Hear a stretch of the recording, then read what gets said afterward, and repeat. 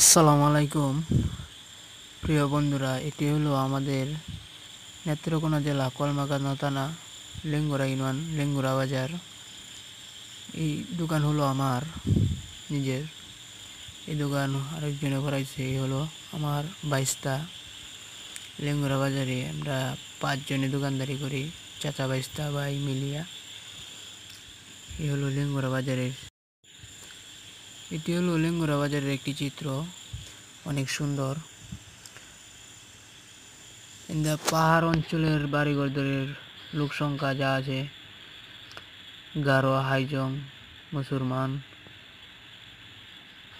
সবাই এ বাজারে আসে।